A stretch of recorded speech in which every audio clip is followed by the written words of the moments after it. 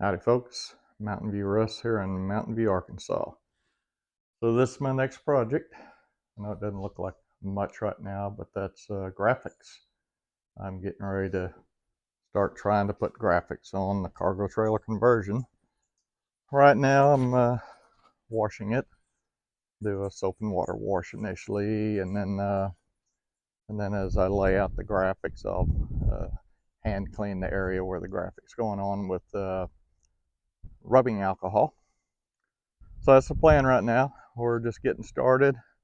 Right now the wind has died down, but I guarantee you once I bring those graphics out, it will kick up. So it's going to be a fun project, I'm sure. Of course, I'll cut them down. It'll just be one graphic, so hopefully I can manage it. I'm not going to film during the application, but I'll make some videos along the way as I come along. You can see the wind's kicking back up now. And explain what I'm doing for those that may want to attempt that as well. I'll give more details about the graphics and where I got them at the end of the video. So I had to give up yesterday. The wind just started kicking up and it was making it ridiculous. I'm doing this by myself. I know should have two people, but I don't. Anyway, I got going on it this morning. Still got a pretty good wind blowing, but I've just been fighting it. So what I did initially is lay everything out, get it taped up. Like these up front here aren't applied yet. They're just taped in position. That one up top still taped. You can see the tape on them. And then I got approval from Vicki on the layout. She liked it. And so I started applying. And those without tape, I've applied it on the application tape that's on the front side of it is still on.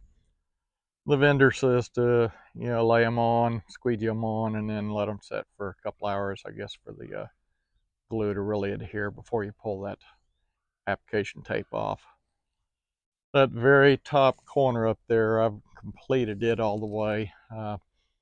Obviously, I'm not going to make this a video about how to apply graphics because this is the first time I've ever done it, and I'm learning as I go.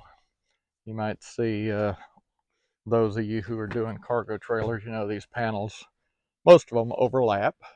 They may have some that are butt joints, but you can see how this is pooching out here because it has to make this 90 right here and turn the corner.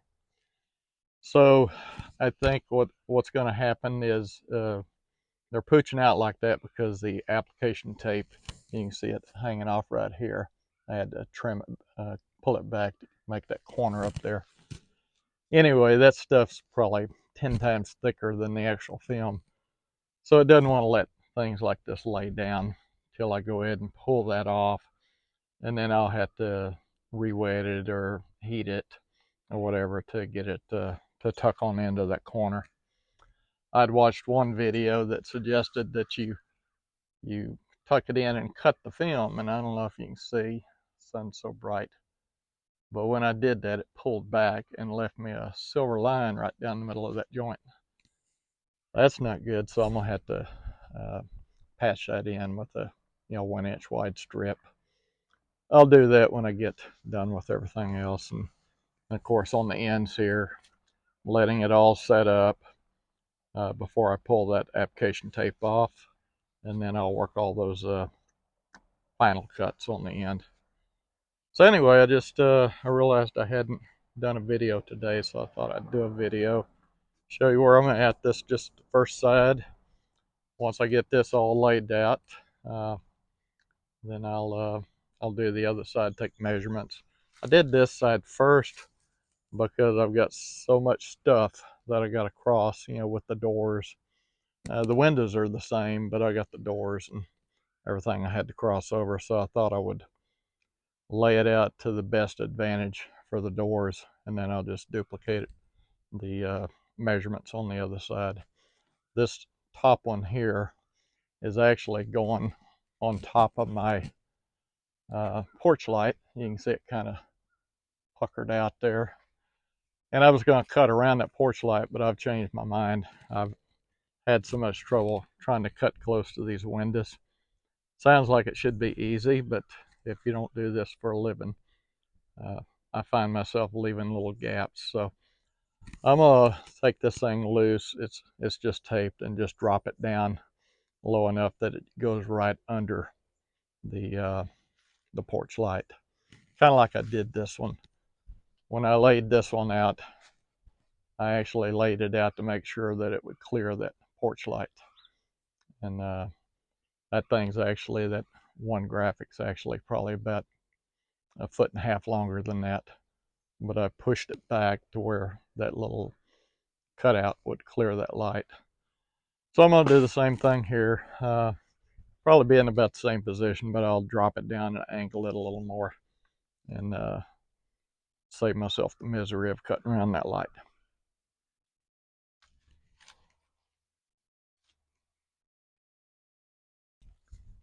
So it's the next day, and it's late in the afternoon.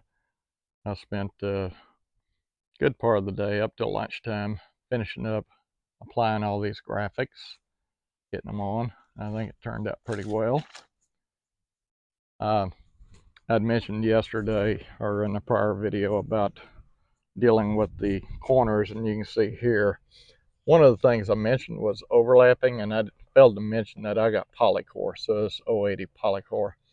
If you're running 030, 040 aluminum, you're not going to have this thickness, but you may still have an overlap. So you have to deal with tucking these in. And I tried to position all my graphics to where when it crossed a panel, it didn't cross a screw, if I could do that at all. This was an example of how I busted this seam, because it's the first time I've done that. I'm learning here. So I'm going to have to patch that. I busted a couple other ones, and I was able to lay a piece. This would be a good example here. I came up a little shy there, and you can see this thin line here. So I cut another piece, let it overlap this aluminum trim, got it adhered, and then trimmed it off with this trim. This one turned out pretty well.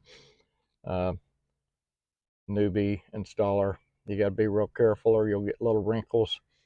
If I was doing this, somebody was paying me to do it, I'd be taking that off and replacing it. But I'm learning on my own personal trailer. I got another one here. You just got to be real careful. And there's techniques for working bubbles out. You can watch YouTube videos, and the pros show you the techniques. Most of this little ridge is just due to the fact that I got it too hot, and it actually starts kind of melting. And then you start pushing your little squeegee thing there, or go this way, it will build that little edge up. So again, like I said, if I was doing this professionally, number one, I'd be a lot better than this, but I would have to deal with that. I know as a customer I wouldn't accept that, but I am my own customer, so works good.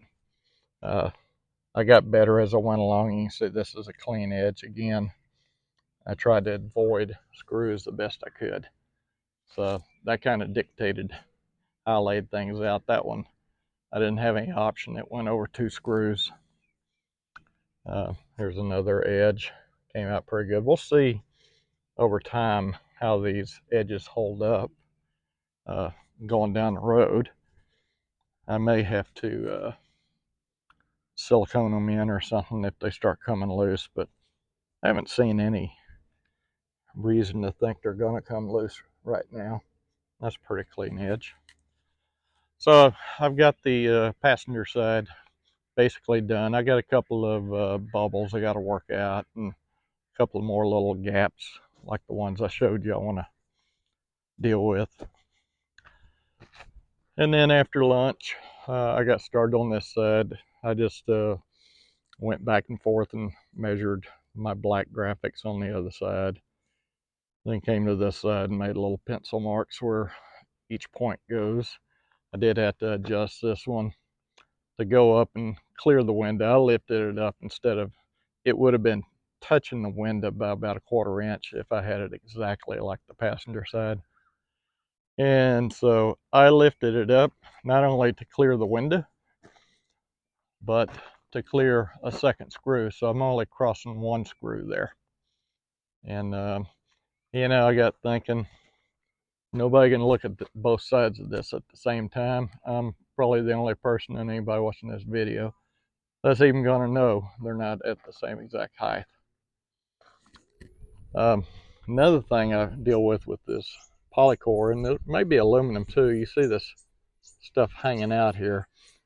These sheets are have a protective film on them, and when they put these trailers together, they lay that film on until I guess they're ready to make ready or whatever, and then they rip it off. Well, it leaves all this stuff underneath these screws. So anywhere that I was crossing screws here, I would back screw out and get that little piece off. And I'm gonna go back through the whole trailer, even if it's not under a graphic, and remove that. So in this case, right here, you probably can't see that, but I forgot to put my screw back in. So I've got it over here, put a little gloss paint on it, a little gloss black, and when that dries up, I'm gonna drive it back in. And honestly, for a newbie, somebody doing a personal trailer like that, that may be the best solution. Just pull the screws where the graphic's gonna cross, lay it down, and then paint the heads. I got red and black. I'm sure I could duplicate the color, because otherwise you're dealing with little things like this wrinkle, these wrinkles here. It's, you got a double whammy here. You're trying to deal with this elevation change and screws at every one of these joints you close, crossover, I mean. So yeah, just a tip, might be worth just taking the screws out wherever it's going to cross and painting them, unless you got some weird color that you can't match. Up here, like I said, I've adapted it to just cross one over. And again, it looks good. You stand back 10 feet, everything looks awesome. So that's it for today. Oh, I was going to show you about some tools I use too. If you do this professionally, there's a few tools that you probably want to get. I priced the tools, and a little foam roller that's made for rolling over these was like 80 bucks. And I've seen another guy that just used a little 4-inch foam paint roller. And again, if I did this professionally, I'd just spend 80 bucks and write it off.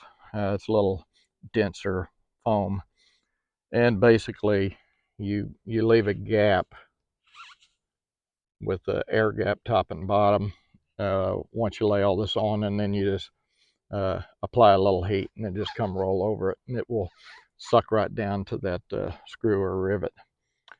So I did that. Another approach they had was a round brush. I don't have a round brush, but I just found this old paint brush, and you heat it up, and you just kind of do this stippling, I think that's called, until it tucks in. So anyway, doing my own, I couldn't see spending $100 on 2 tools that I may never use again, but I thought I'd show that. There's plenty of videos out there on doing this. I've watched a ton of them. I didn't just figure out how to do this on my own. I've watched quite a few videos, and then just got after it.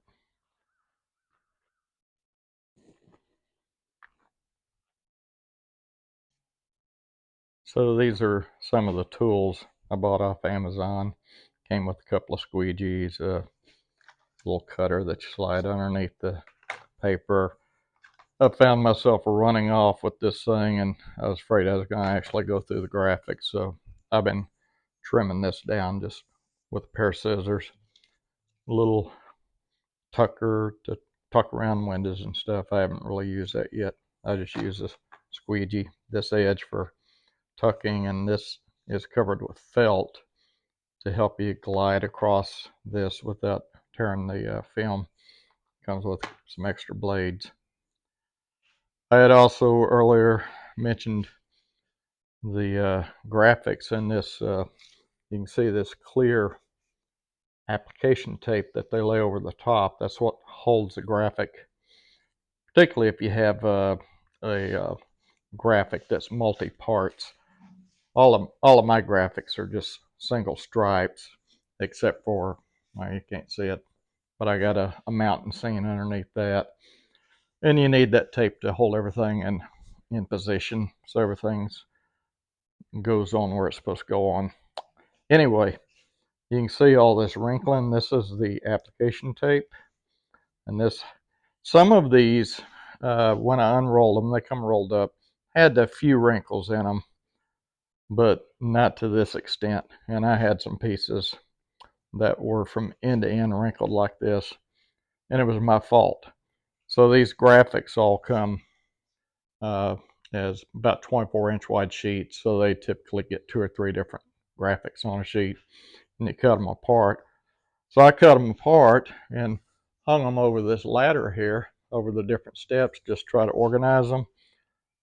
Had my door open. This was a couple of days ago. Sunshine out there just blasting away. And this happened. This kind of behaved like shrink wrap. And this application tape started shrinking up. Well, this film underneath it is super thin, and it started shrinking up with it. Or when you're trying to apply it, you may find yourself causing a wrinkle in the actual graphic itself. So, lesson learned: if you use this type of graphics, keep it out of the direct sunlight until you're ready to apply it. I got these graphics from a company called Yellow Bee Designs. They're actually in Greece, but they got them here in a few days. They sent them FedEx or UPS, I think. I didn't know about what the quality of the material might be. I did watch a lot of YouTube videos about this, and if you're a professional graphic installer, you know all the different types of vinyl that they use, and there's cheap all the way to high-end stuff. So I really didn't know how good a material I was getting. I paid $240 for that whole trailer, and I've got some leftover pieces. Turns out it's pretty good material. I did some Googling once I got it, and this is called polymeric, and it's really almost the top of the line type of stuff to use for this purpose. There's some higher end stuff that actually, I guess it's like micro perforated, and when it goes over rivets and stuff, you can actually egress the air out and get the film to suck down around the rivet pretty good with just a roller. And I'll show you about my roller. Well, actually, I'm recording this before the last video, so in the prior video, you'll see the roller that I use, and I'll explain how I dealt with buttons or screws and rivets and stuff. Okay, this is the final installment of this video project, installing graphics on the cargo trailer conversion. So I got it all done. This is the passenger side. Y'all saw that in a prior video. Put a little mountain scene on the back.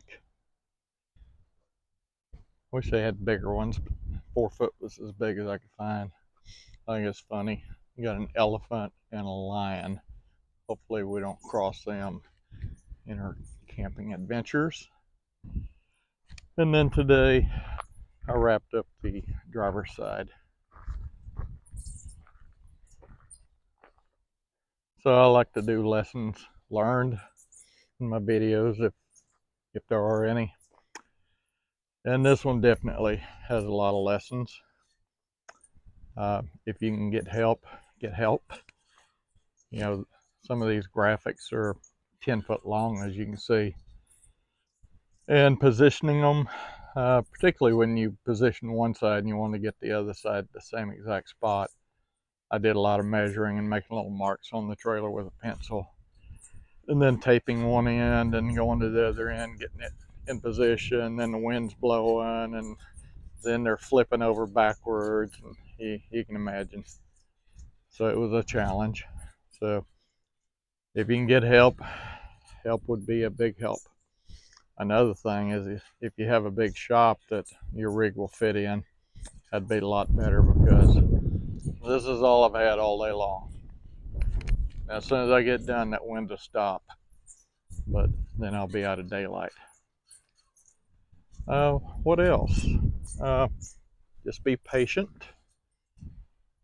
You know, it just takes time. I got a lot of little boogers all over this thing. You know, you can't see them from 10 feet away, but I know where they all are.